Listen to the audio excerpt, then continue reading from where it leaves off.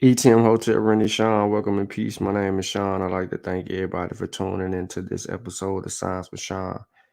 You know what to do, like the show, share the show, tell a friend, we're in the building. Please. Um, I'm gonna get straight to it in just a second. Shout out to everybody that's actually representing the Science with Sean channel. And the information is being kicked over here. Appreciate that. Um, Hold on 1 second here. Getting these. What?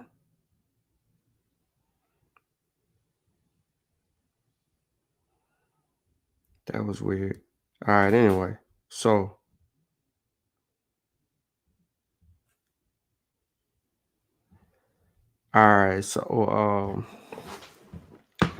first thing first, I'll pop up. Y'all know about that. Y'all know about that, man. Y'all don't know about that. I see Brother Smash live too. Oh man. Kind of undercut Brother Smash. He talking about some chess. I want to liven the show up a little bit. So I'm gonna get into something.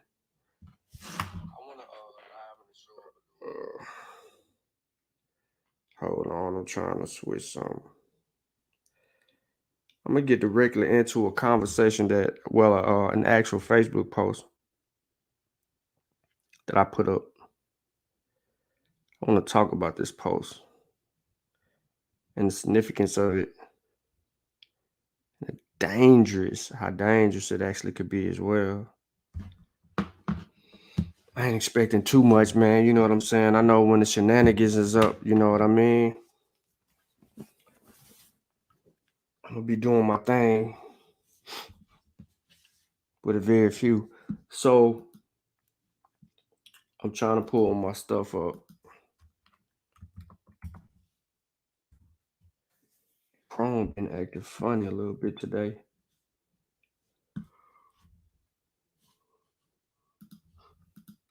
Let me see if y'all can't see my screen yet.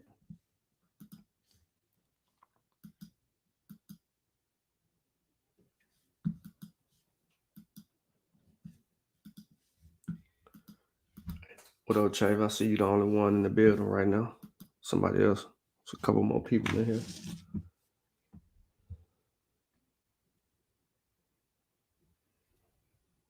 Yeah, man. Like the stream, share the show. I already know what Sutek at. He caught up.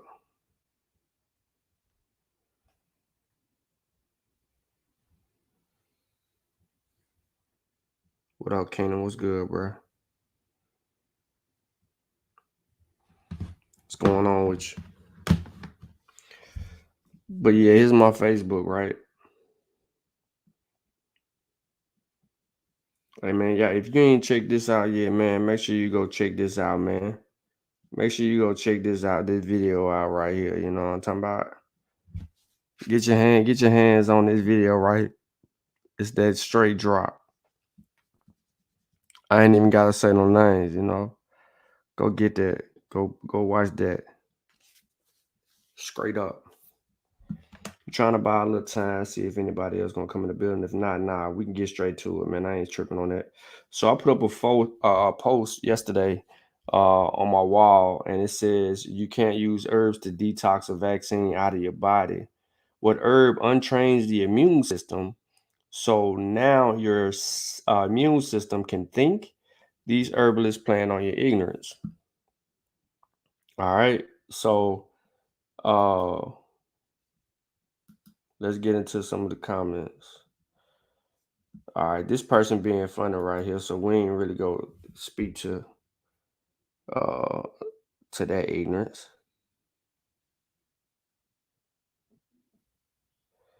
From West Africa, I don't even know what you talking about, bro. Come back from what? Ain't nothing to come back from.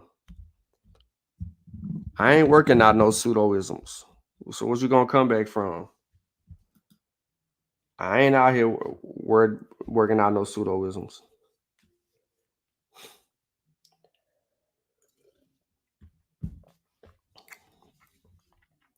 So Clarence Jackson hits it right on the head. Post again, right? Post again. You can't use herbs to detox a vaccine out of your body. What herb untrains the immune system? So now your immune system can think. These herbalists are playing with your ignorance. Clarence hit it on the head. He says,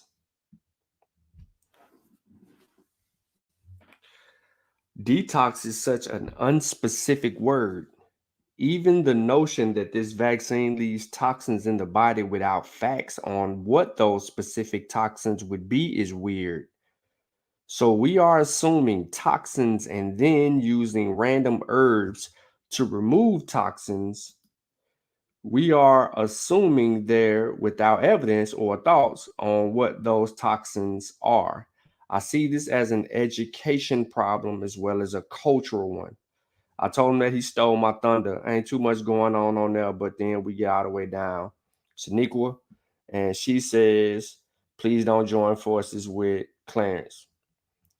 Quasi, he comes on and he says, as bad as AIDS and many other viruses have devastated the continent of Africa in particular, I really just cannot understand why folk believe some natural herbs are going to save people. I just don't get it. He says, I had to start studying psychology just to better understand the reason people think and behave the way they do. And Shaniqua comes on the post, and here's what she says, y'all. She cooking.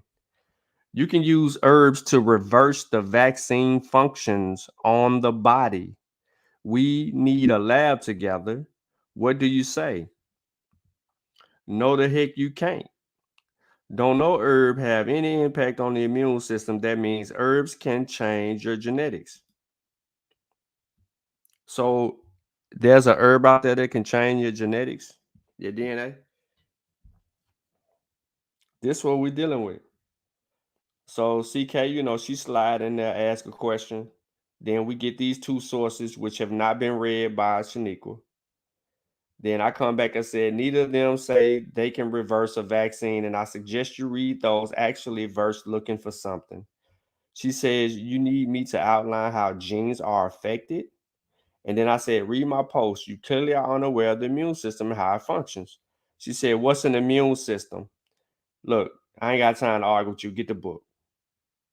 Get the book. You ask me what the immune system is, and you don't even know how it functions already, get the book. All right. So she come back, and I really don't say nothing else. She says she's having a busy day, but she got me. So I still ain't seen the source. It's been over 24 hours, and she ain't came back with a source. Then turn around and she said, she says what she says. Now, I just said, I encourage the herbal use to help provide the body with additional nutrients we may not get on a daily basis. With certain diets, to profess herbs as a remedy to treat cancer or detox the body from a vaccine is craziness. Sister Safa, she comes on and she says you certainly can't undo what a vaccine has done or initiated. Y'all don't know about Sister Safa. She's in the field. FYI, she's in the field. She says we black people need to detox our minds. We need to rid our minds of toxic and unhealthy substances and or thoughts. Ruthiana, she tripping. She like, man, people will fall for anything. And then you have Aura, sweet sister. Sorry. This sister says, what you talking about, West Africa? She says, what organs control your immune system is a better question. She says, if a 3-day water fast can reset your whole immune system, herb can definitely detox the heavy metals from your endocrine system, which plays a key role in immunity. I'm confused.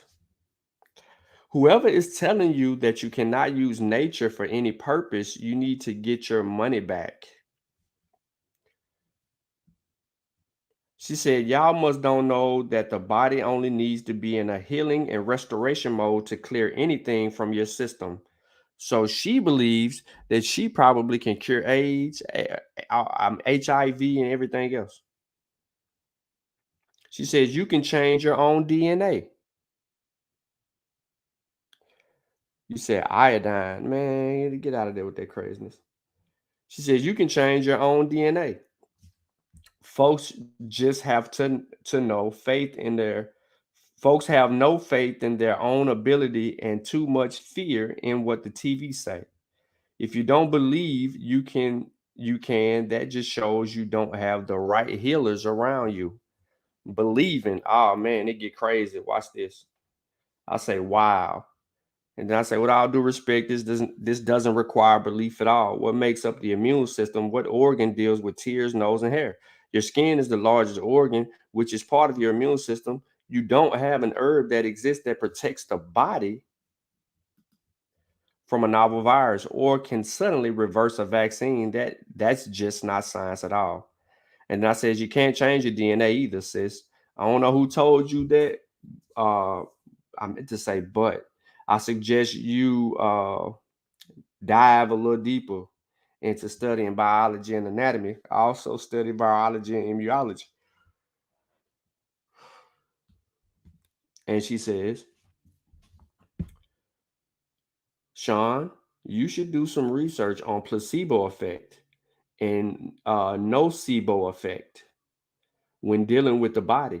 The mind governs the body, not the other way around.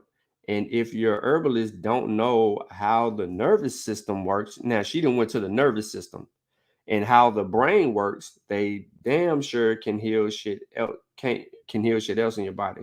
Basic common sense tells us that our brain innates the electrical impulses needed to keep us alive. That's why if you are decapitated, your body dies instantly. Your brain still functions for 8 to 15 minutes. She says, that's the issue with folks. They so ready to study outer influences before they study self. But I'm gonna let y'all believe whatever, because that's the reality y'all choose to live in. And then she says, I know from personal experiences in studying how our brains work and what DNA even is. Laugh my ass off. All right, I suggest a book. And then she says, you do not have to accept objective truth, hon. Only subjective reality needs our acknowledgement. And then she says placebo effect is tested with every medicine they come out with, honey. She think I don't know this. Chavis then says, are we clear on what the placebo effect is? Objective truth is clearly you need an immunology textbook. If you're kicking objective truth, there should be a study in a medical journal that supports your claim. From what I'm looking at, you don't have one, so you're being subjective, which implies you made all that up. And then Shaniqua says she showed that above. What am I being, or whatever she says. And then Chavis, he gets into her. I reply to Sister Aura, and you know what I'm saying? It is what it is. And this helpful thing, we gonna cure everything. So I want to talk about that real quick before I actually get into the scope of the bill. And peace to the couple people that just hopped in. Yeah, it is a bunch of just random, just talking off at the side of the mouth. But listen, ladies and gentlemen, you cannot reverse a vaccine. You're finna tell me that you're going to untrain your immune system. The protection in your body against a novel virus, you're going to untrain that. That can't happen. It simply just can't happen. She's talking. But that's what we're dealing with right now. We have people that are under the impression that they actually can do the things that they can't. So what I said to Chavis at the end of that, I basically said there's too much required in order for one of them herbalists to actually do the work to even try to test what they think could be true. They're going to need blood work. They're going to have to extract bone marrow, right? They're going to have to do a lot of testing, and then they got to run across basically exposing someone to the virus to see if if the whatever is protecting them, or if it's the vaccine that's protecting them. 9 times, 100 times out of 100, 10 times out of 10, 1,000 times out of 1,000, what they believe simply just don't work. There's no scientific evidence for that. That ain't even based or rooted in science.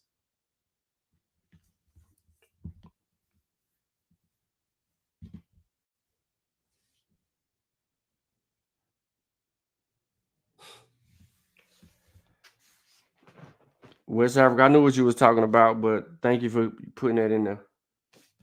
So let's get into some real science. So I want to talk about Del Bigtree and the vaccine movement first. I think this is pretty big. What's going on with that? What up, Sin Jahuti? I think this is pretty big, and I'm not trying to hold people up. You know what I mean? I know the entertainment is on, so might be a little bit more enticing, but um y'all see this gentleman right here? This is who Bobby debated 2 years ago. Del Bigtree, right? He is the face of the anti-vaccine campaign. He was in Washington during a rally that they were trying to get away from, trick people out of mandates, pretty much. The March on Washington. So, look at the title. Once struggling, anti-vaccination groups have enjoyed a pandemic windfall. Newly filed tax records show that ICANN, which is this gentleman, Del Bigtree, one of the country's best funded anti-vaccine organizations, saw a 60% jump in revenue in 2020. So the whole entire time that people was out here talking about the government this, the government that, um, the vaccines, they trying to make money, they trying to do this, they trying to do that. This dude organization, ICANN, saw a 60% increase in revenue.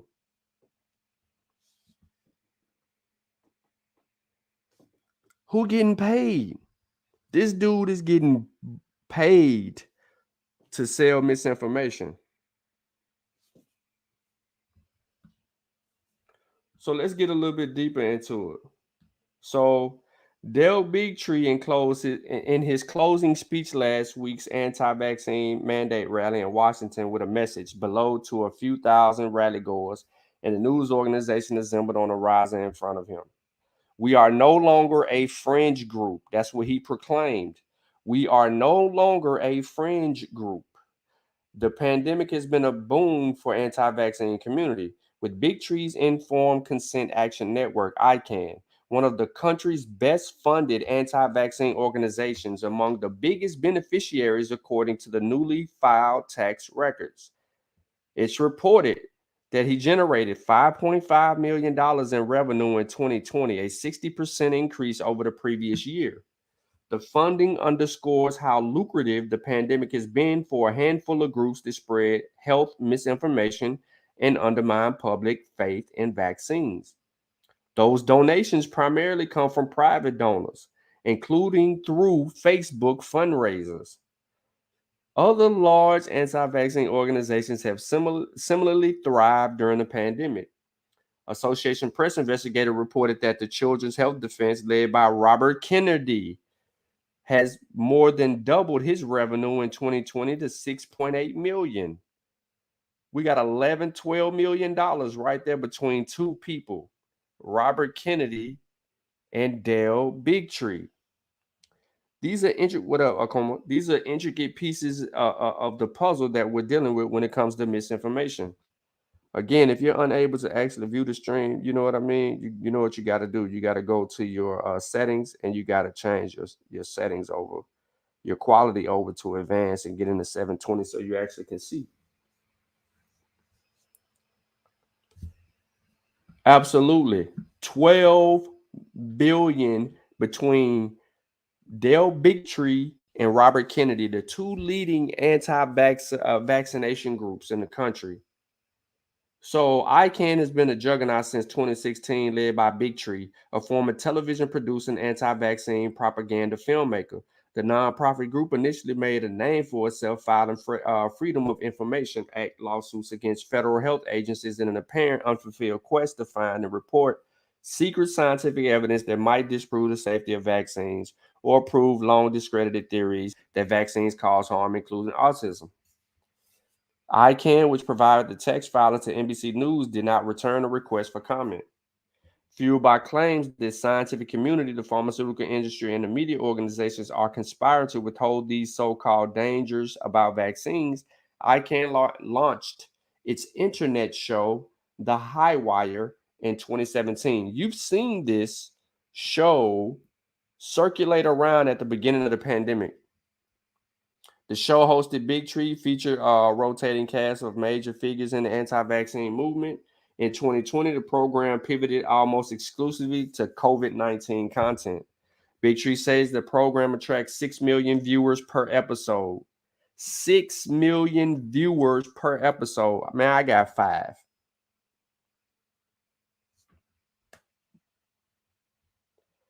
Look, misinformation get hella views. I'm gonna prove to you that misinformation get hella views. I will put it up on my screen and show y'all, but y'all gonna think I'm being funny.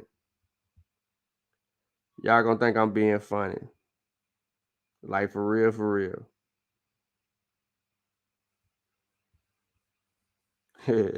Keeping us in fun. What a joke. All right, so it is what it is. Now, I'm not going to read all of this. This is in the description of the video, but this goes to show where people's heads and minds are when they're talking about information. Like wholeheartedly, they have misrepresented anything. Look, the money. They doubled in size and revenue. They doubled in size and revenue. I can't even get 50 people. These people got 6 million viewers and they didn't increase their money. So all these people that like to talk about the vaccine profits and things of that nature, what do you say to a company who doubled their money in 2020, their earnings in 2020?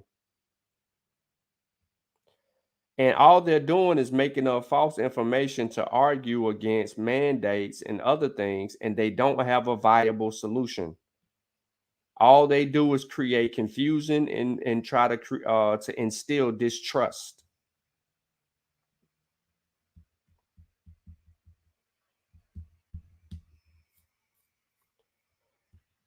So that's part of what I wanted to get into right there. Before I move on any further, man, does anybody in the chat, um, anybody in the chat want to speak on that, or got anything to say in that regard, or I can just keep it moving to the next, the next best thing. This dude getting buku money, man. You know what I'm saying? They getting buku money, man. Like for real, for real. And then I'm sitting here, you know what I mean? I'm sitting here trying to get y'all the truth about some information, man. I can barely get some viewers. I ain't tripping, but it is what it is. Hopefully people catch the replay. Maybe not. But golly, man. They got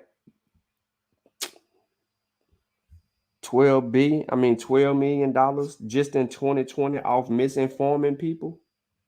Yep, and they got politicians. That's a fact. That's a big old fact. They absolutely got politicians. And that's crazy, man, because we do all of this to try to help inform and educate and things of that nature. Oh, okay, I see you, Smash. Got some people in the building. But golly. So let me just keep it going, man. You know what I'm saying? I know people will probably catch the replay later on. So let me get back into what I do then. Let's get into the science.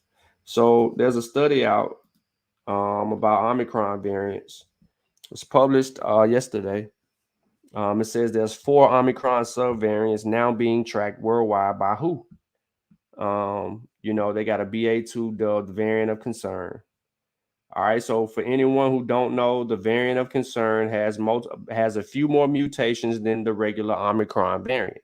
This subvariant has the ability to be as evasive, and reinfection is highly likely with this particular variant. All right, so I'm not going to get too specific in this. I do want to actually get into what it says, and I don't want to hang my head on the title. So it says it's premature for any country either to surrender or declare victory, said World Health Organization director about the fight against COVID. It says this is very dangerous, and when it continues to evolve before our eyes, said Ghebreyesus in the opening remarks at the organization's weekly COVID update, who is currently tracking 4 sublineages of Omicron variant of concern, including the BA2. Preliminary findings seem to indicate that the BA2 is more transmissible, but not more virulent than the original Omicron. There's a big difference there. You'll probably see Chavis in the chat breaking down virulent shortly, because that's what he loves to do. And then it is what it is with that. All right. Now, the Director General and the WHO officials sought during the briefing to warn countries not to let their guards down, particularly with respect to Omicron, while not designated as such on the WHO website yet. The WHO COVID-19 technical lead said on Monday that since BA2 is Omicron, it is a variant of concern. I want to talk about something real quick. I want to specifically Omicron. Omicron, I believe last month or has killed like 67,000 people worldwide. The infection rates are like really high. And I've told people this before, that a lot of those deaths are based from us in the United States. A lot of those deaths, because we had spikes in deaths where we were seeing almost 4,000 deaths in a day, 2,000, 3,000 deaths in a day, when we had gotten down to around 1,200 an average a day from COVID. But this new variant of concern does have the ability to reinfect, and tracking it is what they're going to continue to do. And that's why we need to make sure that we continue to social distance, get vaccinated, get boosted, make sure we're protecting everyone, and then move on from there. I did want to pull up the, and I'll pull it up here in a minute, but I did want to get into the approved vaccine, and I'll talk a little bit more about that. So anyway, so there was a preprint that was published in study that was published in the Danish articles in December and early January about the transmission advantages of Omicron. In this, they found out basically that when they compared it to between B1 and B2, they found B2 to be more transmissible. And it was not, what did it say? The pattern of increased transmissibility was not for fully vaccinated and booster vaccinated primary cases. So if you're vaccinated and things against those things, you had a better shot. So everyone, no matter their vaccination status, is more susceptible to getting BA2 from another infected person in the home. But according to the study, fully vaccinated and boosted people were less likely to spread the virus inside the home. There's a study that I actually have that speaks to that. Well, I do have the actual study from the Danish that talks about that more specifically, where they found out that, vaccinated and boosted people in their home are less likely to transmit it to others in the house. So that's pretty much where they are with that, man. But on to bigger and better things. Published on the 1st, genetic variant can protect against severe COVID. And this was interesting. I'm going to give y'all a little bit of this one. This was published in Nature Genetics. I believe I do have the actual doc source here. And yeah, this is the actual source. So I'm going to get into this article because it's more straightforward than the Nature source. And it says the wide variation in the severity of COVID-19 cases is probably due to a range of factors, including how much a virus is exposed to and any pre-existing conditions they may have and their genetics. Tiny variations,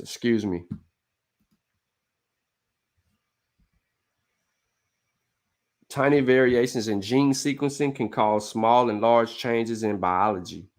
Researchers have now identified a genetic variant that seems to protect those who carry it against serious cases of COVID-19. The finding was, the finding was made possible because of the research assesses the diverse set of human genetic data, and it did not limit their research to a few groups. The work was published in the Nature Genetics. It says other studies have been looked for genetic differences among those who suffer cases of COVID-19 and varying severity.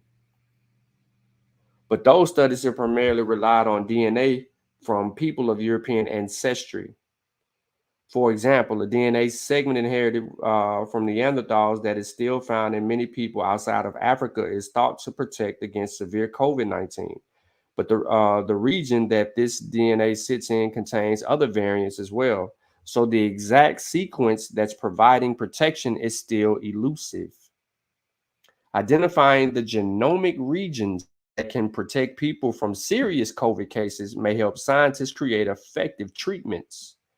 In his study, the researchers focused on people who would not carry Neanderthal DNA and would not carry the large region that was already identified.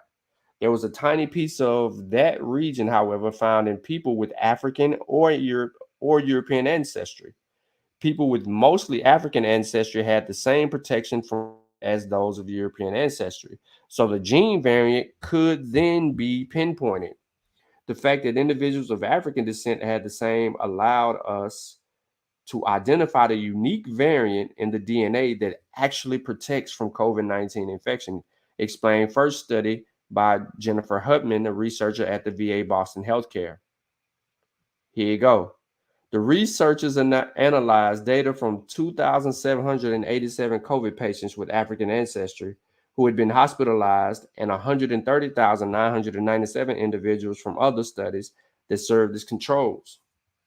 The protected variant is called the RS107746771G. And it influenced that. That's because they ain't named it yet.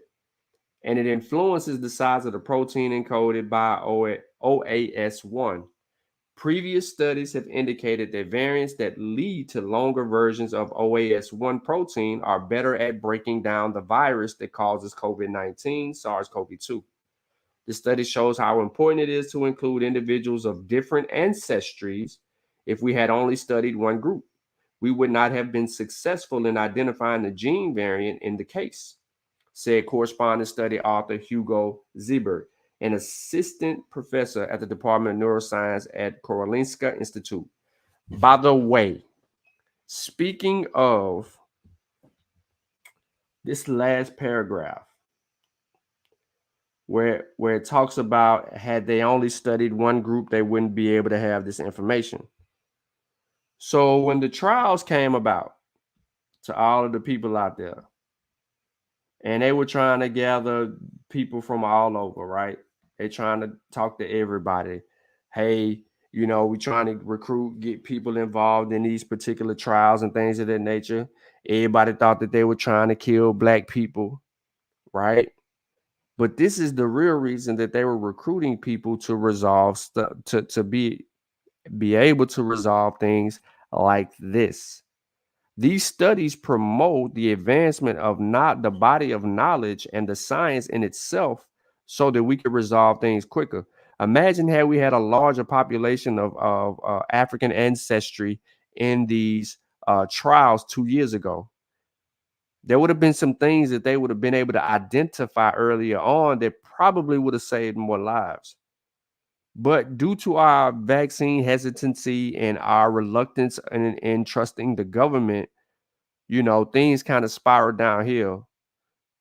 Regardless of the fact who was the president at that particular time, we still were subjected to our own ignorance in the middle of a pandemic where we really didn't need to be stupid.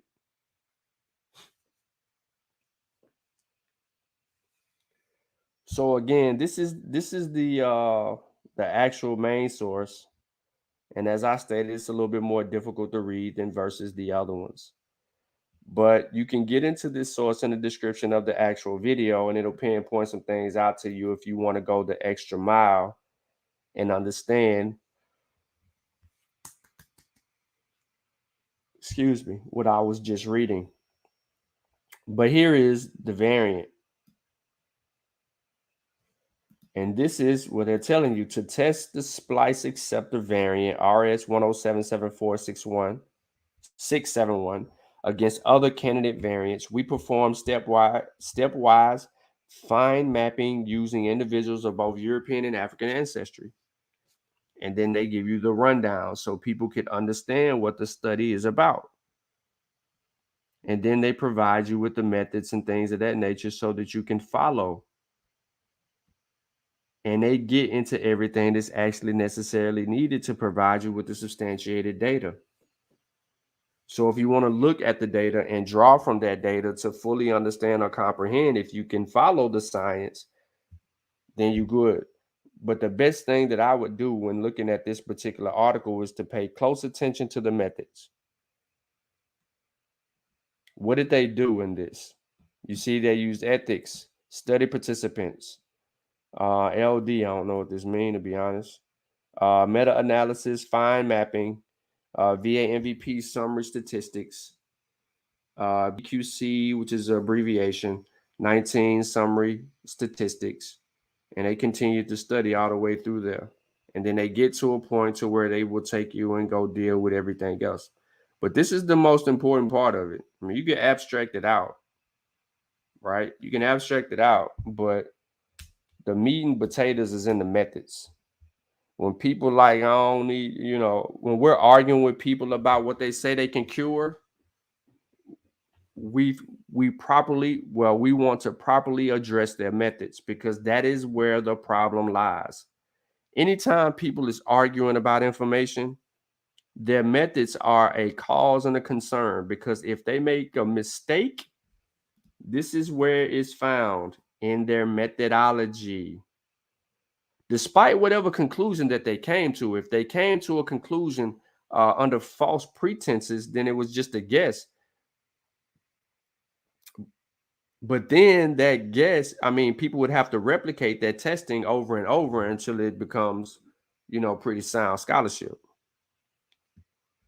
So, I ain't taking no shots with nobody. I want to get into an actual bill that I think is very important about how people are doing certain things. So in this, and it's not going to be that long, even though it says it's an hour, it's not. We're going to get through certain parts of it, and then I'm going to digress. But this study right here, critical illness and COVID-19, different but the same. All right. So what we're about to bear witness to is research that was actually funded by Bill and Melinda Gates Foundation. Why am I saying this? Is because these people are funding research projects to help solve COVID-19 issues. Yeah, the Bill and Melinda Gates that supposedly caused all these things or trying to control the population and things of this nature. Why would they fund research that would help resolve our current state if they're trying to control the population? And this is very important. So I'm let me see.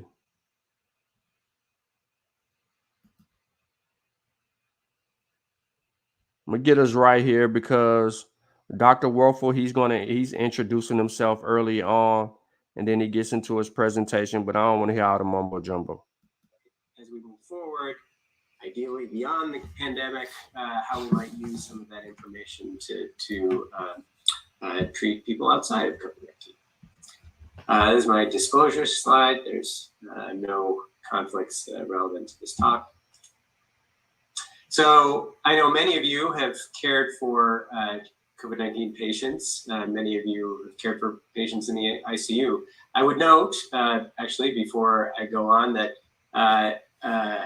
January 21st is the 2-year anniversary of the announcement of the first case of COVID-19 in the United States here in King County.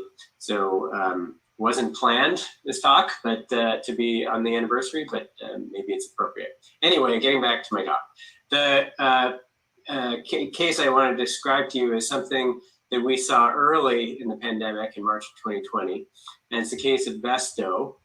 She was an obese woman in her 50s who was found down, unresponsive. She was intubated by the medics for airway protection and hypoxemia. Her ED course was notable for her being in shock, very tachycardic, started on vasopressor, norepinephrine drip. She had a head and body CT, primarily because there was concern for an acute stroke, but as we see later, it was identified that she had bilateral pulmonary opacities. Notably, her family said that she had had flu symptoms for about a week prior to presentation and that she had a history of diabetes.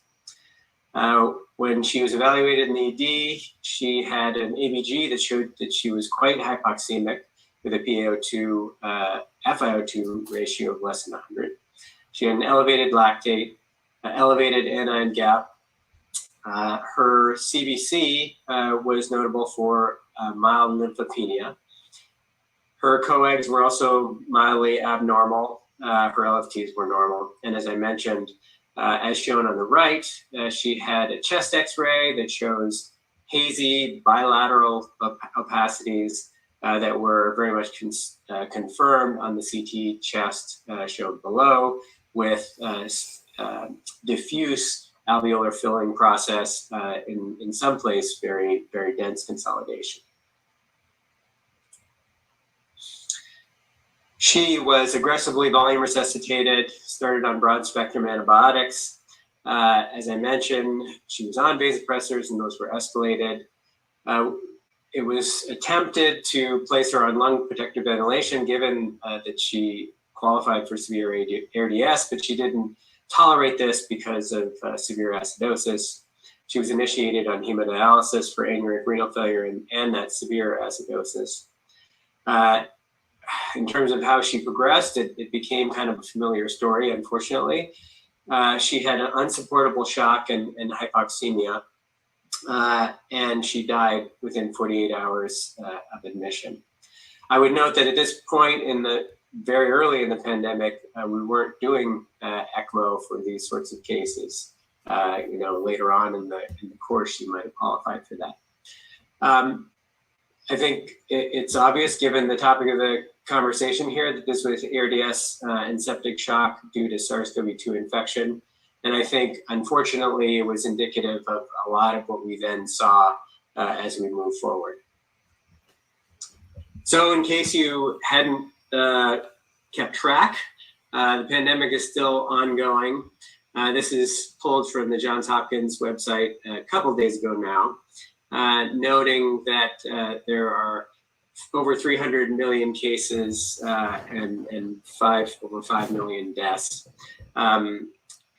Unfortunately, in the state of being, the U.S. is number one for deaths, cases and deaths, and I think it's. Yeah, I heard what he said, right? Who's number one in deaths per cases? The U.S. What did I say about the recent 67,000 worldwide deaths? The U.S. is leading the charge. Why? Because other countries are isolating, vaccinating, and still wearing masks. And they're not as publicly engaged in their back in their natural society than we are. Like, we're publicly engaged. Like, we're out. We're in these streets deep. We in the streets so bad, it's 5,000 people in the club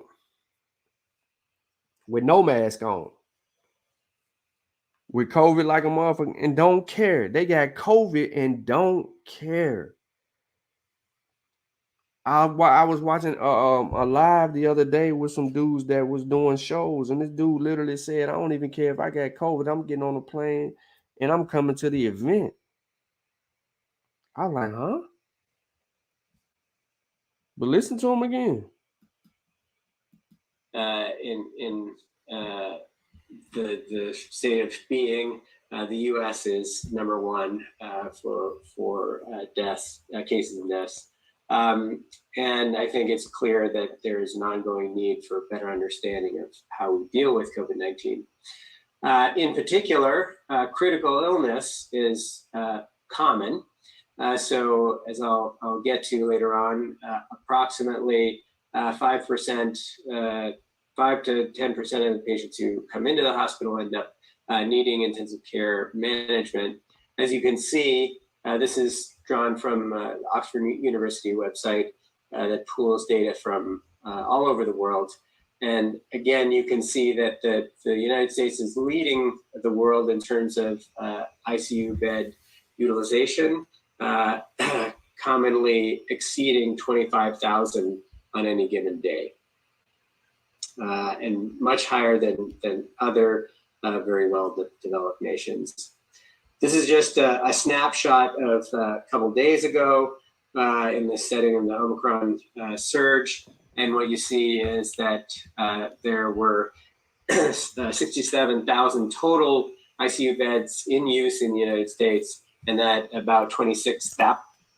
I want to pause right here because I want to address something. So you got this information right here that you're seeing right here that this doctor is using during his presentation. You seen that on my shows. You've seen me bring up the statistics regarding hospital beds, whether they be ICU or COVID related. So when I say that, we're really out here trying to be on the same level with this information than the doctors and so forth, like we really out here on the research tip trying to actually bring forward that true information to everybody to keep them abreast of what's actually going on during this pandemic. This ain't no different from when I brought out next strand. When I hit everybody with the next strand data, which is the variant tracker, when I hit them with next strand, the next day I seen Vincent Racaniello on the next strand train. Not saying that they already didn't have access to it, but I hadn't ran across anyone that was doing a live stream, virologist or epidemiologist that was doing live streams and actually had this information in their documents and their presentations and or their shows. So it's absolutely important that I stress the fact that I always try to bring people that valid information, that real data, that real science, and that real those real links where you can go and access what these doctors are looking at, especially those who are presenting information regarding the pandemic. Now, remember, this doctor, Mark Wolfel, is addressing critical illnesses in COVID, the differences and the sames. His research is funded by Bill and Melinda Gates. I got no money from them. I knew nothing about their research or whatever they got going on or whatever he's going to say in this. What I do know is that a lot of the information that he's presenting in here, I've extracted and brought it forth to people. And here it is, you're going to see it again. But that's not all. And it's not me trying to boast on my research skills or anything like that. It's just the fact that I'm showing you how entrenched I am in trying to bring y'all the same level of information that these experts have. Period, point blank. 1,000 of those were taken by patients with COVID-19. So I think even though Omicron is decidedly less likely to put you in the ICU, the sheer numbers have resulted in an ongoing burden within the ICU. And again, this just highlights the fact that COVID-19 puts a very large burden, both in terms of resource utilization and just the sheer amount of effort from physicians and staff to care for these people. So I'm going to talk about several aspects of critical illness in COVID-19 and really talk more generally about how we might use what we've learned going forward. I'll give a brief overview of what critical illness in COVID-19 looks like. I'll talk about probably one of the most commonly talked about things for the first 6-10 months of the pandemic, the cytokine storm paradigm and whether it's useful. I'll move on to a discussion of COVID-19 ARDS and how we might learn something from how we saw acute hypoxemic respiratory failure in the pandemic, how we ran trials for it, and how we might be more inclusive of patients as we move beyond COVID-19 pandemic. And I'll give you a little summary. All right, so basically what we have learned is his summary or his conclusion basically of his presentation. As you can see, you know, they ain't too far-fetched from us. We might be autodidacting a lot of things that we actually do, but there's a reason that we're where we are because we follow proper research methodology. And here it is, a doctor providing us with his outline, explaining to us what we can anticipate in the presentation, and then how he's going to conclude. But what is specific in this presentation is he says two things that was important to me in this presentation. He says, we did bias and non-biased research. He said the non-biased research supported our bias. So when y'all seen my Facebook post the other day, when y'all seen me say what I said on there, I was being actually specific because Dr. Waffle is where I actually got the quote from. It's not worded exactly how he said it, but you understand the point. But I'm just trying, I'm hoping that people that are actually tuning in and rocking with me are really appreciating the fact or the link that we actually go, whether it's the MASI, the Kofi Pi research team, the SESHU, ASAR, Imhotep's channel, you know what I mean? We got our brother Jehudi Ma'at in the building. I forgot what the hell MBK didn't change their name to right now, but when we're putting presentations together and things of that nature, that it is looking on the level of true scholarship. No way around it. No way around it. You can't escape the fact. So what he's going to get ready to talk to you about, and one of the most critical points here, and I need to point this out now before he actually gets going in this presentation, is I want you to pay attention to when he comes around, when he gets out of critical illness and he deals with the second bullet point and talk about cytokine storm. Why? Because you had maybe about 6 or 7 months ago, we had some pseudoisms going on related to cytokine storms and their impression of what they were, how they were caused, and then they wanted to get into all this other stuff. So we're going to understand after the critical illness period what actually did take place in the human body. So what is critical illness in COVID-19? So as you know, Seattle was one of the first sites to really see a surge in severely ill COVID-19 patients. As many of you might remember, in particular, there were nursing homes that were hit hard. And obviously the patients who were in those nursing homes were at very high risk of severe disease, being aged and with comorbidities. So actually the figure there on the right is taken from a New England Journal article that Pavan Bhattacharya published early on that described the first 24 patients that we saw here at UW Medicine and Swedish Hospital.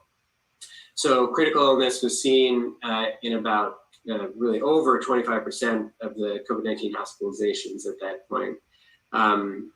As you probably all know, it was enriched heavily for patients with obesity, chronic respiratory illnesses, chronic kidney disease, and diabetes.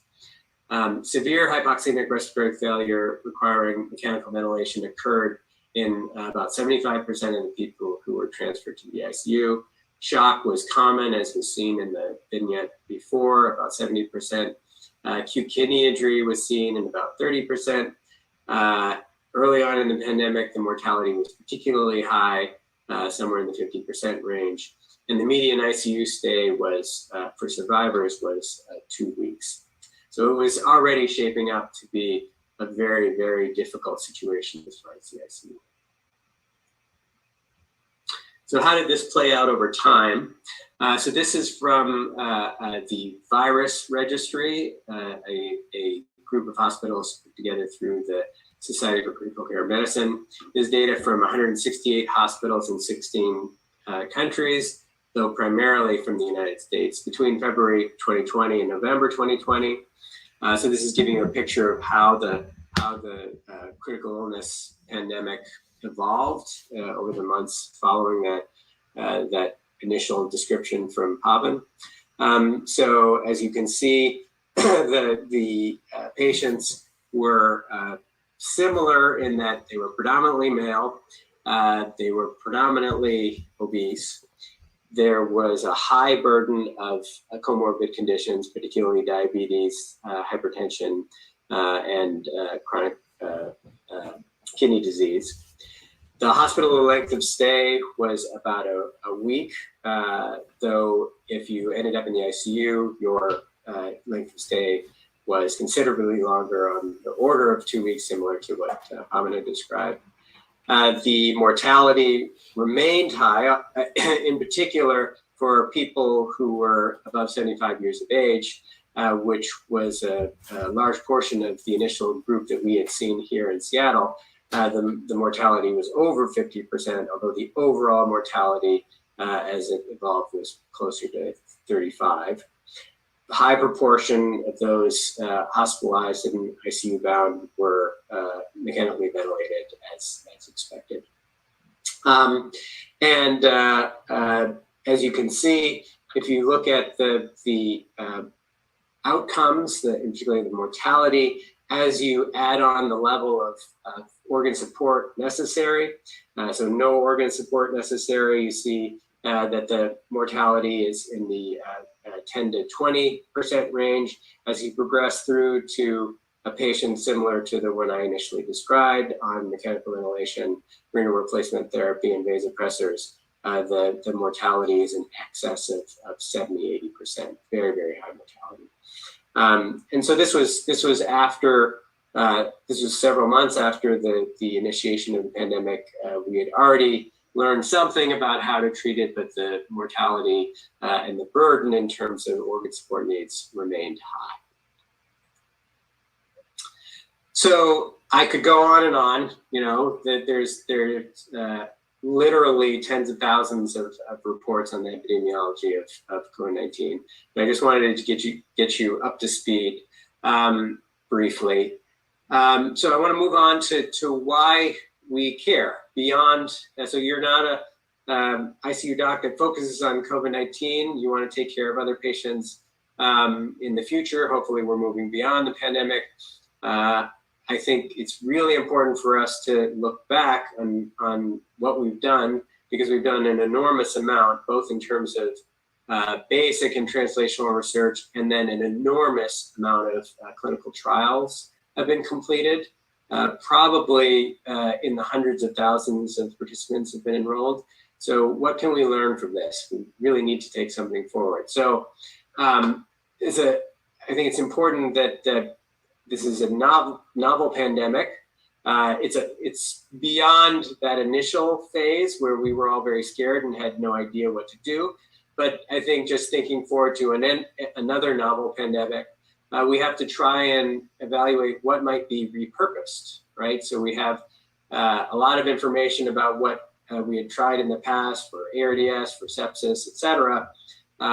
What does COVID-19 look like? Does it look enough like what we've seen before in critical illness that we might be able to apply some of what we've learned?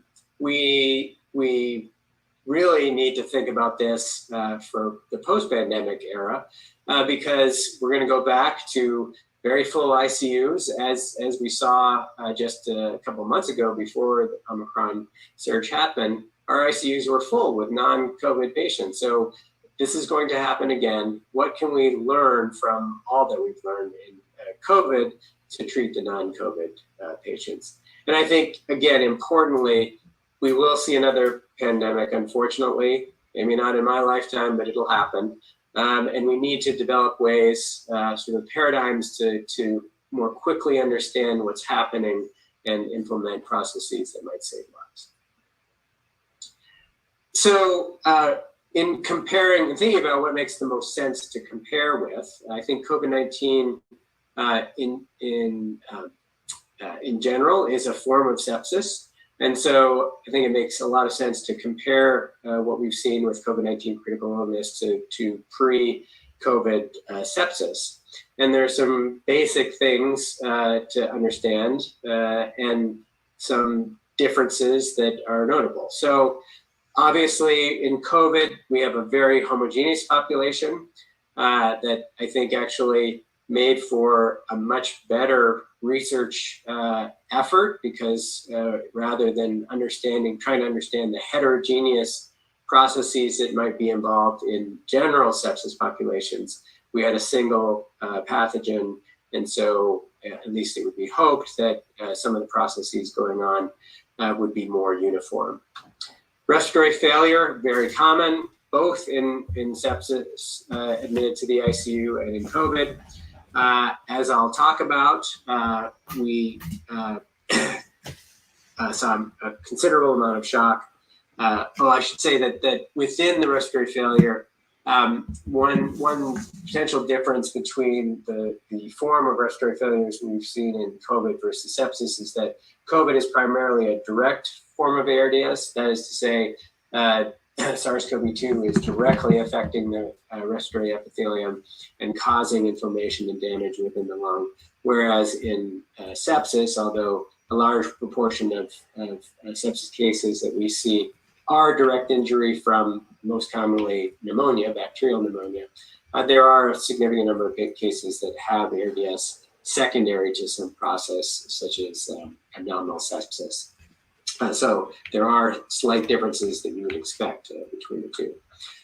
Shock, question of whether cytokine storm might be applicable, and I'll talk about that a little bit more. Renal failure, common in both.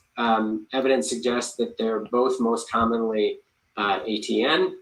CNS dysfunction, a lot of drugs given to facilitate all the things that we need to do. Delirium, very common. Critical illness, polyneuropathy, myopathy, probably quite common, although I don't know that we know very specifically what the prevalence and incidence of that is in COVID yet. Coagulopathy, there was a lot of talk about this up front, this concept of endotheliitis, microthrombi formation in COVID. I think that may have been a little bit overblown because many of us understood already that there's a large degree of endothelial dysfunction that goes on in run-of-the-mill bacterial sepsis. But I think some of the histology that's been seen in COVID does suggest that the microthrombi component may be more prominent in COVID than run-of-the-mill sepsis. Cardiac dysfunction, common. Liver dysfunction, relatively rare, although we saw it. Long-term sequelae. So already it had been well known that after severe sepsis, a long ICU stay, that PTSD, weakness, some cognitive challenges were common.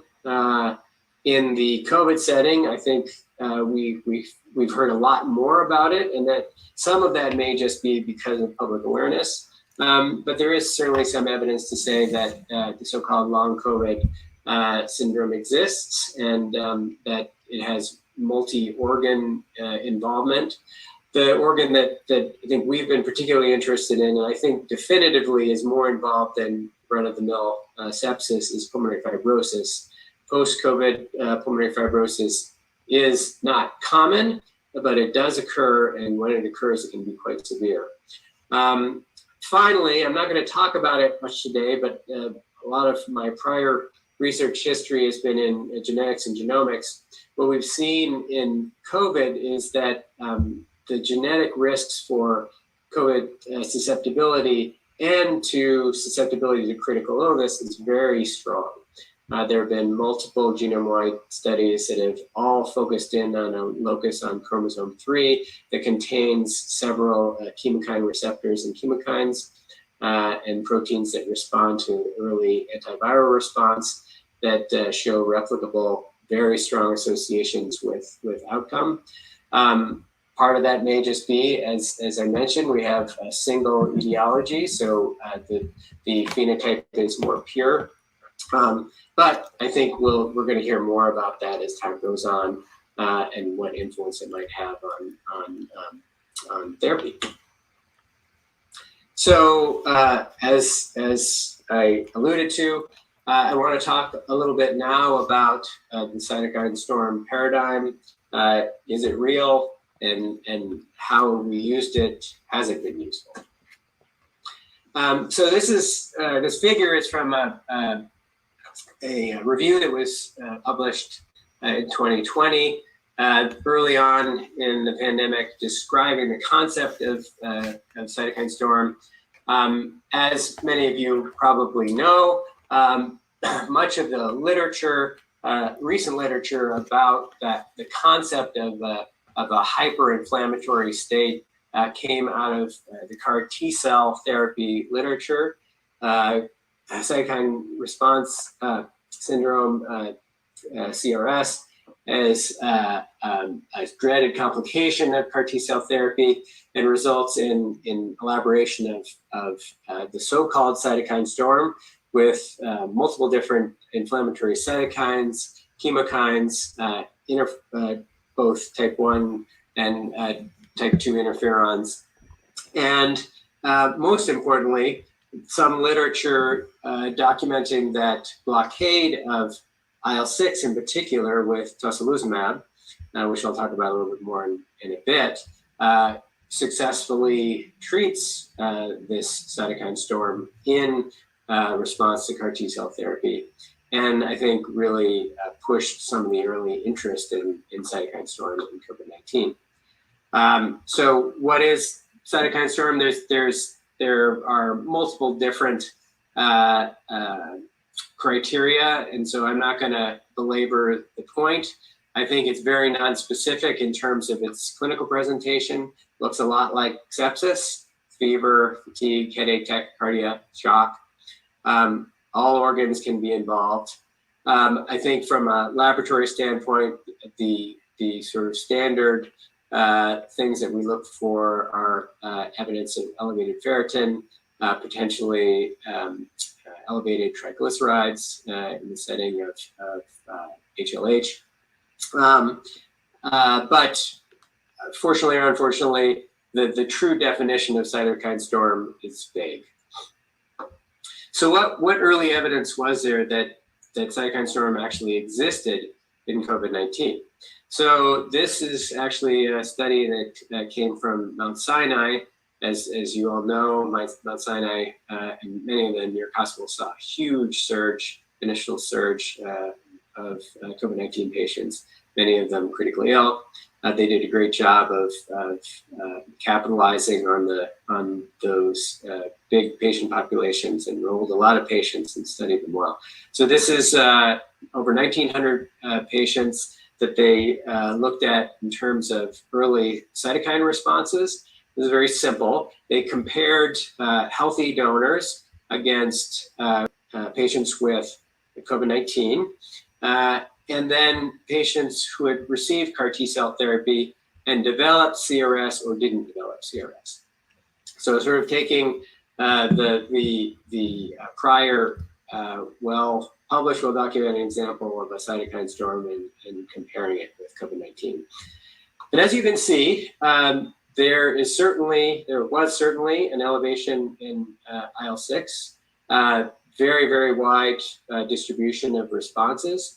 And if you compared it against CRS in the setting of CAR T-cell therapy, it was comparable, but nowhere near as high in terms of the mean. There were some other cytokines that they looked at, like IL-8 and TNF, that actually were comparable, though not higher. But importantly, these studies were done against COVID-19, not other forms of critical illness. So what this is saying here is that critically ill patients with COVID-19 have elevated IL-6. This is not necessarily saying that COVID-19 in particular has a critical illness phenotype that is enriched for IL-6 and other cytokine production. Anyway, this evidence, along with multiple different studies that measured IL-6 early on in the pandemic in COVID-19, really prompted an interest in using blockade of IL-6 processes with drugs like tocilizumab in severe COVID-19. And I'm sure many of you were part of the discussions and the often confusing discussions about what we should do with toci in COVID-19. More later. So one of the questions that arose in our group during this time, again, was what's the extent to which COVID-19, critical illness in COVID-19 is actually different from other forms of critical illness. Again, getting back to this concept of really trying to understand what the similarities and differences are so that we can appropriately use or not use, or repurpose or not repurpose things we already know about. So to that end, we created a cohort here at University of Washington called the COVID-19 Host Response and Outcomes Cohort, or CHROME. And this was a cohort of ICU patients that were admitted with suspected COVID-19 at University of Washington. We enrolled at Harborview, UW-Montlick, and UW-Northwest. And as you can see, the enrollment criteria were very simple. You had to have clinical symptoms consistent with COVID-19, respiratory isolation for COVID-19, and to be tested with a Sars Cov2 RT-PCR and ICU admission. And so we followed them for the result of their Sars Cov2 test, and then divided them into the two populations: critically ill patients with Sars Cov2 infection and critically ill patients without. On the right here is some basic characteristics of the patients that we enrolled. So among the patients, the 93 patients without COVID-19 and the 78 patients with COVID-19, we saw that there is a lot of similarity in terms of the age. So certainly overrepresented for older age, with a mean age around 54 and predominantly male. We saw that the patients were overrepresented for minorities, particularly in the Seattle population. In particular, among those with COVID-19, as many of you probably know, we saw a very large enrichment for Hispanic or Latino patients. Both were obese. Both had a large number of comorbidities, although there were less COPD patients in the COVID patient population versus not. In terms of the ICU admission diagnoses, quite similar. Pneumonia and respiratory failure was shared at similar levels between the two, as was sepsis. Apache score, interestingly enough, so a measure of severity, was higher in the non-COVID patients than the COVID patients. This is measured on admission. We don't record here what's happening later on, but at least as they presented, they were a little less ill. Amongst the patients that we enrolled, some of them came after some of the data that came out on dexamethasone. So there were about 40% of our patients had dexamethasone. As it turned out, a fairly large number of patients in the non-COVID group had received significant doses of steroids as well for other indications. And the median length of stay, as we had seen before, was actually longer for the COVID patients than the non-COVID patients. So we enrolled these patients, followed them, collected blood early on in their stay within the first 24 hours, and then collected serial samples at 48 hours and, if possible, later on in their course. What happened to these patients? How do they compare? So this is a variety of outcomes that we looked at and compared between COVID and non-COVID. And I should say this was lead authored by Pavan Bhadraju and was published in Critical Care in April last year. If you're interested in more details. So in terms of mortality, mortality was actually quite similar between the two at about the mid 20% range.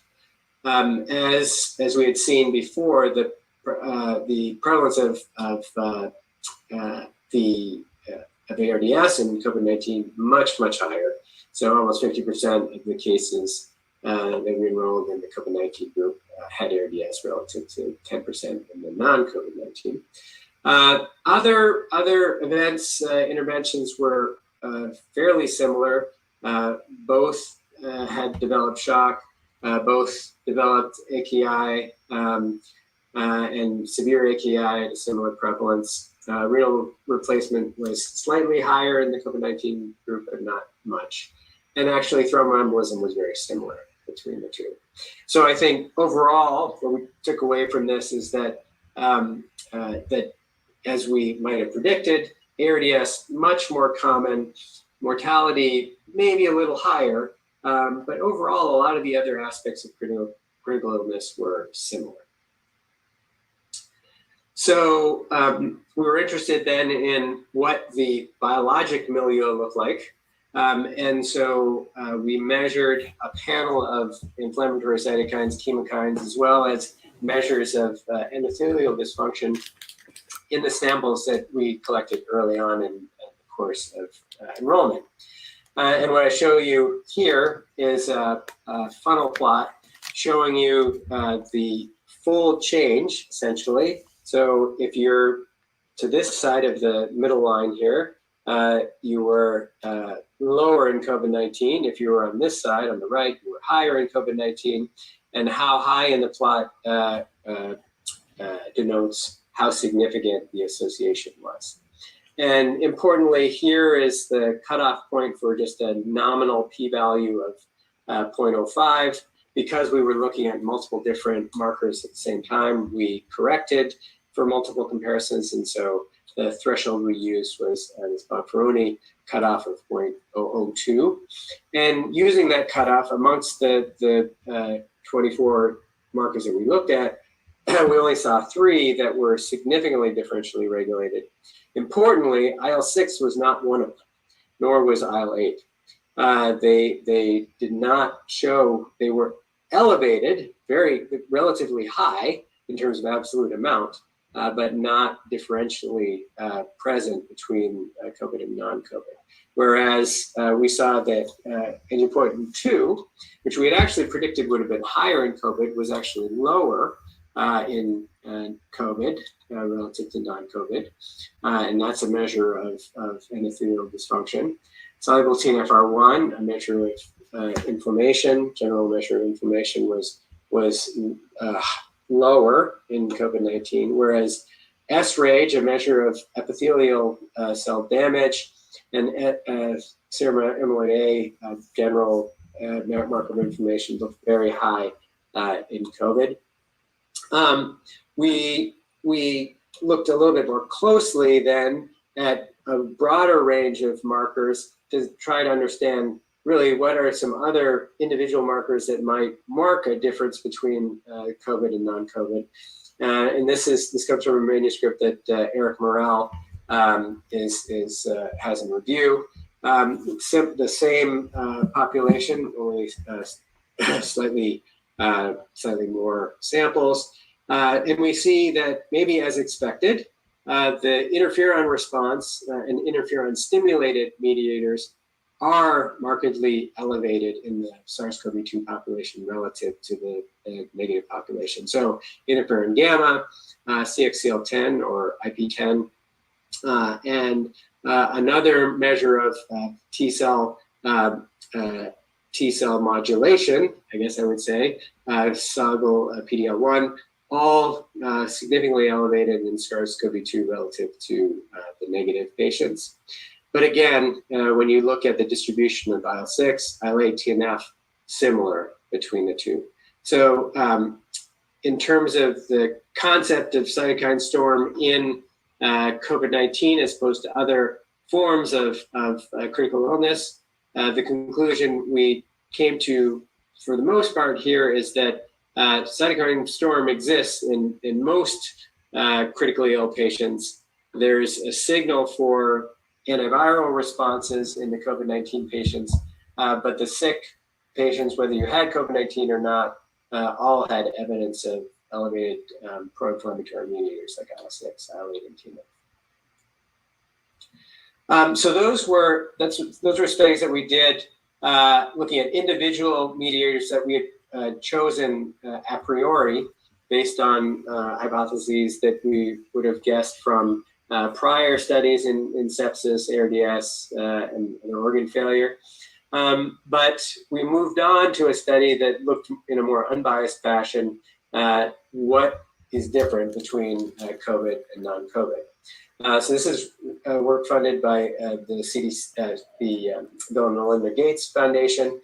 We were able to do a proteomic analysis using the SomaLogic platform that measures about 5,000 different proteins simultaneously in plasma collected early in the course of illness, again in the Chrome cohort. And we were able to compare 96 non-COVID with 101 COVID patients in terms of plasma proteome. We looked at the differential presence between the two. And as I'll show you on the next slide, we went on to look at its relationship to outcome. So again, showing you a funnel plot. In this case, there are many hundreds of proteins that were differentially present between the two. But I think, as may have been predicted from our single molecule analyses, some of the molecules that are most strongly upregulated amongst critically ill COVID-19 patients are markers of the antiviral response. So ISG15, IFIT3, MX1, STAT1, all likely upregulated in response to the antiviral response. There were several markers of general inflammation that were somewhat elevated, though again, IL-6, though markedly detectable, not differentially present. And we just show you some of the top hits amongst the higher in COVID and lower in COVID group. And again, those that are elevated in COVID really largely reflect proteins of the antiviral response. Interestingly, some markers of complement were actually lower in COVID, whether that might indicate a consumption of complement in some way. It's been alluded to in some other publications. We haven't actually looked at this further. If you then take the entirety of the data and subject it to pathway analysis, so say, look at the proteins that are identified as being differentially present, how do they group in terms of their biologic function? We see that the top group or pathway that's overrepresented amongst patients with COVID are proteins involved in allograft rejection, so including STAT1, IL-1 beta. So indicative, obviously, of a lymphocyte response. Many other responses within that might have been expected, including the JAK-STAT pathway. However, these were driven by proteins like STAT1 that we also believe might be indicative of the antiviral response. Again, interferon response overrepresented within the COVID-19 group. Interestingly, there were several groups, including markers of epithelial mesenchymal transition that were lower in COVID. And again, that might be due to injury at the tissue level and a blockade of some of the normal processes from COVID injury. And that's certainly something that we need to look at further. So I think we largely confirmed our bias with this unbiased approach, that there would be overrepresentation of antiviral response proteins amongst the COVID-19 patients who are critically ill, that some of these basic markers of inflammation actually are not different. And we found some novel groupings of proteins that are differentially present that really bear further examination. And I will say there have now been several studies that have looked at high throughput protein measurements of varying kinds in plasma, and almost every one shows ISJ15 as the top hit. So I think there are clearly some very robust findings that can be evaluated in the future. So moving on, how can this help us to understand who is going to get sick and who's not? We used the same data set, but then looked amongst the patients with COVID, what the relationship of these different proteins might be to outcome. And the outcome that we chose to look at was ventilator-free days. So the number of days over a 28-day period that a patient was alive and not ventilated. So more ventilator-free days is good. More time off the vent, alive and off the vent. Less ventilator-free days is bad. And what we found again was that there were a large number of differentially present proteins by ventilator-free days. So amongst the the proteins that were elevated in patients with low ventilator-free days, so worse outcome, we found several proteins, not including IL-6, although IL-6 is present amongst the significantly differentially regulated proteins. It's just not amongst the top 10 in this case. We found several interesting novel findings, though this finding with hepatocyte growth factor, HGF, actually essentially replicates what had been seen in sepsis, that HGF, circulating HGF is highly associated with organ dysfunction in sepsis. And so that was very interesting to see. We also, amongst the elevated proteins, saw that a protein called ANGPTL4, which has been reported as being elevated in influenza, was among the top 10 most elevated proteins in COVID-19, severe COVID-19 with worse outcomes. We went on then to look at how robust those findings might be. So moving beyond Chrome, we sought to validate two of these findings, so HGF and ANGPTL4, in an independent group of 158 patients with COVID in the SARI-PrEP consortium. So this is a multi-institutional consortium funded by the CDC Foundation, followed very similarly to how Chrome was followed. And we saw that similar to Chrome, if you look at HGF individually, we see a strong relationship between elevated HGF and worse outcome in terms of ventilator, worse outcome in terms of survival. Similarly with ANGPTL4, we saw again associated with worse VFDs and worse mortality. And there's a lot that can be said from a pathophysiologic standpoint about these. The main point I want to make is that there are proteins that are strongly differentially regulated, that are novel, that actually ought to be targeted for better understanding in terms of COVID pathophysiology.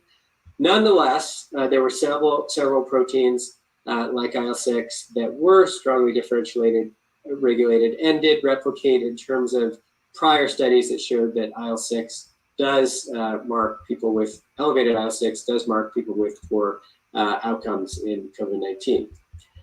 So getting back to the importance of cytokine storm paradigm in COVID-19. So I think what we saw was that there wasn't a lot of evidence that COVID-19 was particularly different in terms of cytokine storm profile, but some of the key features of cytokine storm were detectable in relation to COVID-19 related outcomes. So I think just while this occurred in parallel with a lot of what's described on this slide, I think it did provide some support for the concept that cytokine storm does exist, not unique, but does exist in COVID-19. And so that was really part of the large body of evidence that favored attempting to treat that. And the first reports really came with attempts through IL-6 receptor blockade, in particular tocilizumab. A lot of evidence here. I'm only going to briefly summarize it. This is actually results from a meta-analysis that was published in August in JAMA. So I suggest if you're interested that you go to read this because it really summarizes things quite well. Importantly, tocilizumab and sarilumab, which are described in this meta-analysis, are both blockers of IL-6 receptor, not direct blockers of IL-6. Really, the short version is that toci and sarilumab are suggested by NIH for treatment. None of the known blockers, direct blockers of IL-6 itself are. So it had been used, as I mentioned before, in CRS and CAR T-cell therapy, long history of safety for toci and rheumatologic disease. I show you the recent meta-analysis here. Lots of studies really driven by the recovery trial and REMAP-CAP. But ultimately, after a lot of adjustment for heterogeneity, et cetera, the meta-analysis found that there was a signal, modest signal for improvement in outcomes. Notably, the trials pretty strongly suggested that dexamethasone needed to be co-administered with tocilizumab to identify the. Look, all right, so I'm gonna let him continue because he's getting to the end of his thing. But this slide is very important for people who are paying attention or might not be paying attention. I'm sorry. He's talking about the treatments for people who have COVID-19. He's running down the different types of treatments and steroids that could be used to treat these people in their early stages of these, these specific reactions that people are having earlier on when infected with Sars Cov2. With COVID-19. So if you're too confused, that's what this is about. Earlier, it was about the reactions. Now it's about the treatment and how to proceed forward. To be honest, this presentation was for doctors. This was reviewed and taught to a subset in a Zoom of doctors across the country.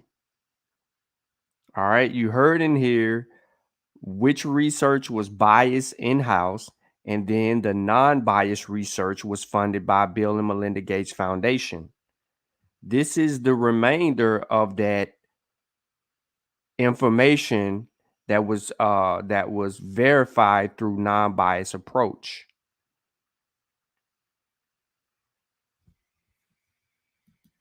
The benefit, and so that's reflected in the NIH recommendations. So the current recommendations are that patients with rapidly increasing oxygen needs that are already receiving dexamethasone and remdesivir. I should say I'm not going to talk about the sort of early antiviral approaches here. I'm really assuming that the patients I'm taking care of already, that horse is out of the barn. I'll talk in a second about dexamethasone, but the take-home point is that you need to administer, per the NIH guidelines, you need to be administering dexamethasone and toci at the same time in patients who are getting worse. So I think that was one of the first pieces of evidence that treatment of cytokine storm might be useful. Then enter the JAK inhibitors. So the JAK inhibitors block immune-mediated activation through STATs. In particular, they block activation via in response to IL-6, IL-23, a variety of other pro-inflammatory mediators. Baricitinib, which is a JAK1/2 inhibitor, has been studied now in 2 trials. So, with the hypothesis here that blockade of STAT activation after elaboration of the inflammatory response in COVID-19 would dampen down the inflammation and improve organ dysfunction. So 2 trials, ACT2, over 1,000 hospitalized patients treated in the background of remdesivir and dexamethasone, improved to time to recovery. And then a second trial, Cove Barrier, looked at hospitalized patients who weren't on invasive mechanical ventilation, and then added a small group later that were on IMV or ECMO in the background of remdesivir and dex, and they showed survival in both arms. And that's okay. So when he basically was explaining that, I know y'all paid attention to remdesivir and dex, because the remdesivir has been used recently or more frequently in treating and aiding, right? We're talking monoclonal stuff. Summarized here. So ACT2 here, showing that overall there was a slight benefit in terms of time to improvement. Interestingly, those with the baseline ordinal score of 6, so more severe in terms of hypoxemia. You saw the biggest differential effect. And in Cove Barrier, while the effect in the overall cohort or the overall patient population was relatively modest, similar to ACT2, if you looked at the patients who were most severely ill on IMV and or ECMO, you saw the biggest improvement in mortality to the tune of about a 40 to 50% reduction. There is one other JAK inhibitor that's been looked at, tofacitinib, in one major trial, Stop COVID. The short of that is that this trial also showed an improvement in survival, respiratory failure, and improvement in respiratory failure. So based on this, the NIH is recommending that patients with increasing oxygen needs who are already on dexamethasone with or without remdesivir should be considered for baricitinib. Baricitinib and toci kind of sit in the same point in the algorithm, and I think there are a lot of arguments on what's better. One of the key advantages to the JAK kinase inhibitors is they can be given orally. And I think that you might say that there's a preponderance of evidence that suggests that these are probably more beneficial in terms of the magnitude of the effect. Finally, dexamethasone, just talk about this briefly, because I think you're probably all well aware, but the basic concept again is that you can block these cytokines with corticosteroids. There was pre-COVID efficacy data. Recovery was a large open label trial in the UK which showed an improvement in mortality, notably benefit only seen in those who required oxygen. And a recent Cochrane review that showed a similar relative risk improvement with steroids, and the NIH recommends dexamethasone for all people who have OT2 needs, with or without remdesivir. And so I think taken together, you have 3 different forms of immunomodulation that have been successful in COVID-19. And I think at least provide some evidence that modulation of the cytokine storm is a good target. And I think we can think about moving forward using that potentially in other forms of critical illness. So I'm going to switch gears here and talk a little bit more clinically about COVID-19 ARDS and respiratory failure, and I'll try and finish up in the next 5 minutes. So the COVID-19 ARDS, as I mentioned, is ARDS is much more common in COVID-19 in all patients who present to the ICU. If you compare, there's a couple of studies, including one from here, written by Natalie Cobb and others from the Harborview group, published in the Annals of American Thoracic Society last year, that compared COVID-19 with influenza H1N1. And broad brush strokes in that study and some others show that there's a slightly higher severity of illness in COVID-19, similar or maybe even milder initial hypoxemia relative to H1N1, similar to worse associated mortality.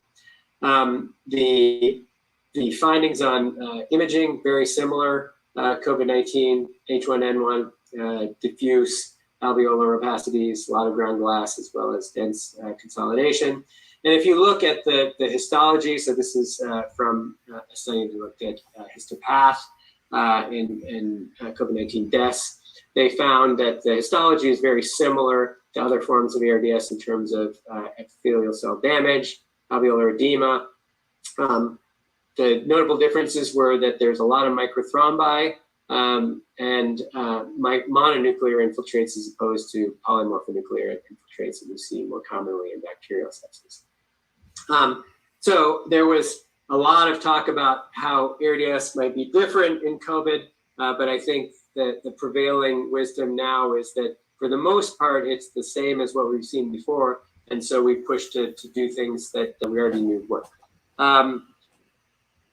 I'm going to just cover this briefly. So I think one of the things that that this has told us, particularly the steroid trial, where we looked at testing treatment in all patients with respiratory failure, not just treating people with ARDS, very pragmatic approach. And so what we and others have been asking is, to what extent might we need to be more inclusive in our definition of respiratory failure? Because that might allow us to treat more patients, get more people into trials, and ultimately make more people better. So Neha Sathian in the group has been working on an automated approach to identifying ARDS amongst patients in an EMR. So this is work done with a group in the bioinformatics division, Kevin Landbarger and Malia Yatizkin, as well as Sean Mooney and Sujan. And what they've done is identify respiratory failure in a large group of patients from the UW Medicine admitted with COVID. And what she's done now is identified a reduced specificity or stringency in identification of respiratory failure from the straight ARDS Berlin criteria down to very loose in terms of not requiring mechanical ventilation and no imaging findings. As you can imagine, as you loosen the criteria, you get many more cases. But interestingly, as you loosen the criteria, if you look at the mortality actually doesn't decrease that much, while the numbers almost double. And if you say, how does the definition perform in terms of ability to predict mortality, actually the most loose definition is the best of the group. So I think what we've taken away from this is that really rather than focusing on ARDS, I think what COVID-19 trials have taught us is that we really need to be focused on the underlying disease itself, in this case, COVID-19. What do we need to be focused on, Doc? Actually, the most loose definition is the best of the group. So I think what we've taken away from this is that really rather than focusing on ARDS, I think what COVID-19 trials have taught us is that we really need to be focused on the underlying disease itself, in this case, COVID-19, and that a broader, less stringent approach to identification of people worth treating is that Really, one more time, Doc. Rather than focusing on ARDS, I think what COVID-19 trials have taught us is that we really need to be focused on the underlying disease itself, in this case, COVID-19, and that a broader, less... He didn't say that we should be focused on infection. He said that we should be focused on the underlying disease. One more time for the people in the back. You know, the people that's saying, but you got vaccinated, but you still can get infected.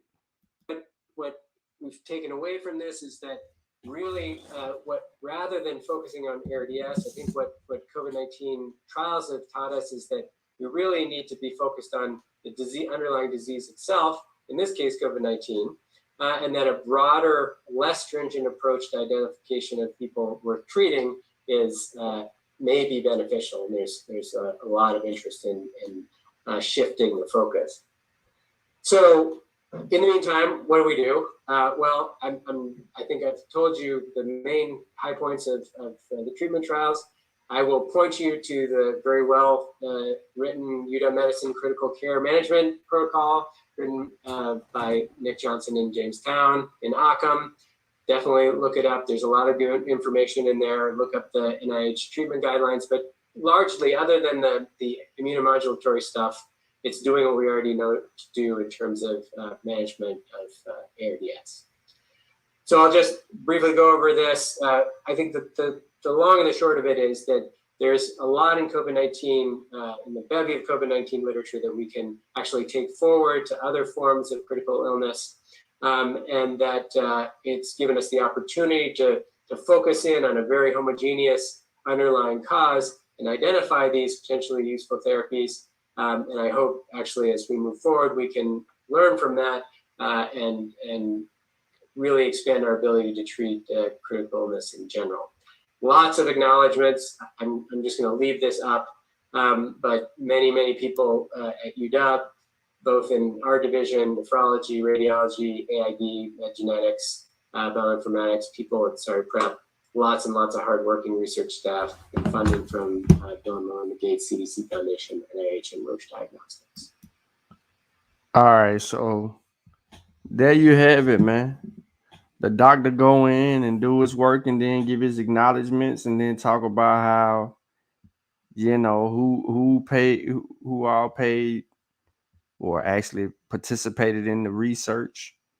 You got a great gist of what the doctor initially wanted to argue, whether you understood it or not. This presentation was put together, like I said earlier, to educate doctors and their treatments and detecting symptoms and dealing with ARDS and cytokine storms potentially and other things and organ failures and look, he basically summed it up, right? What do we need to be paying attention to? We need to be paying attention to disease. That's it. We got a viable working vaccine. As long as people get the vaccination, we don't have to worry about those people losing lives. We just have to worry about disease. Okay, if they're vaccinated, they succumb to mild disease. If they're unvaccinated, they have the potential to succumb to mild disease, or so it can progress to severe. But in the meantime, what do we do to treat those people that are unvaccinated and succumb to disease? You have to use certain steroids, certain monoclonal treatments, a mixture of a few of those treatments together in order for them to be effective against this disease. If it progresses, then you got to use ECMO. But the less time on a respirator, the better for the patient. All of those things. He said all of those things in the presentation. It just was a lot of technical terms that was gobbled up in there where you could actually miss certain things. But he also said in the earliest onset of this, and I say it again, that the earliest onset was research that was in-house, and it was pretty much biased research. But he got the funding from the Bill and Melinda Gates Foundation. that allowed them the ability to be able to either support their biased research with non-biased research, or the non-biased research would have, if it didn't support the biased research, it would have sent them back to the drawing board regarding their biased research and figure out why things was what it was. This is how science works. I continue to tell y'all that all 2022, when I go live, I'm going to show you how science works. It's not about getting on a live stream and trying to hash out your pseudoisms and your differences, or arguing the same circular arguments because you don't want to study the subject matter. Science don't have time for that. Science says go sit your ass down, learn something, then go through the proper channels in order to have a scientific, in order to have the right type of conversation to advance knowledge, so that people could properly be edified. Not try to edify in the moment. You ain't gonna get nowhere. You're gonna keep going in circles.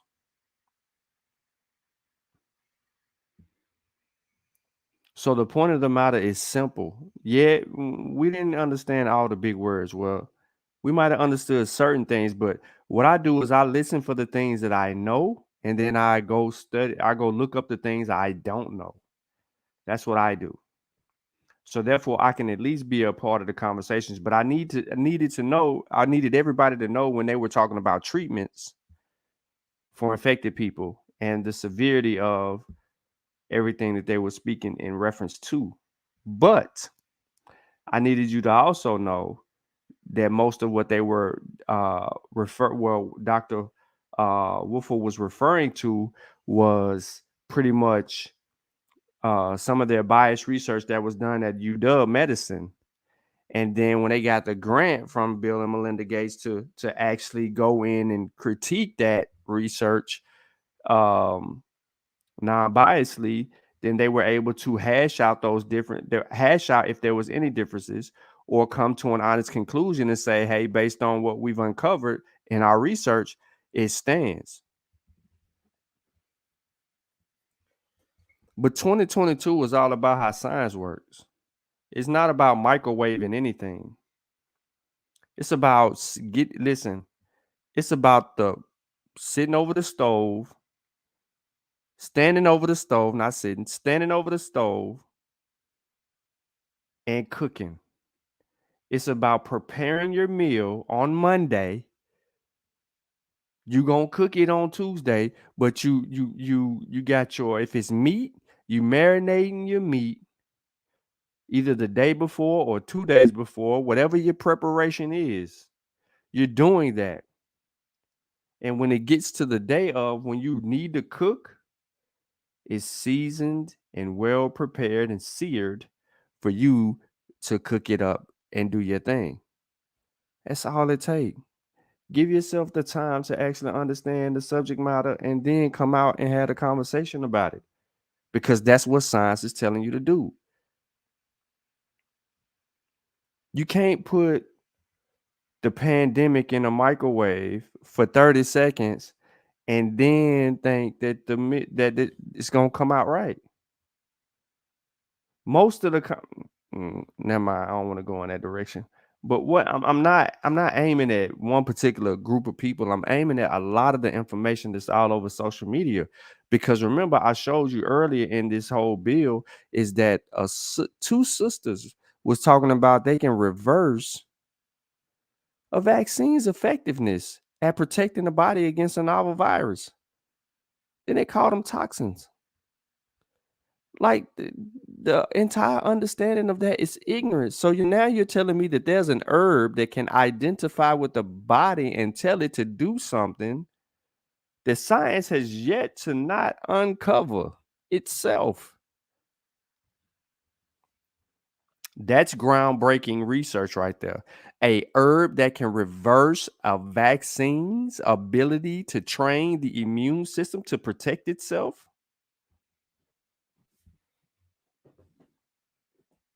It gets no better than that. But anyway, man, I felt like this was an important bill. I felt like that I needed to share this information with everybody that may tune in, catch the replay or whatnot. It needed to get out there because there's several advancements that are going on right now. Yeah, I know that I was supposed to get into the whole Spike V vaccine approval. But I can do that tomorrow. It's no big deal to get into that and just go through the FDA approval for that particular vaccine. Yeah, they said a herb everything. So if you didn't catch the earliest part of the show, then you missed a portion of it where we discussed it. But man, look, I want to appreciate everybody for tuning in. I'm running at almost 2 hours. I'm gonna let y'all get to get woke up by some of the silliness that's out there in the YouTube streets. If there's anyone else still alive or talking that ish. And man, y'all enjoy y'all day, man. Appreciate you tuning in. Shimon Hotel.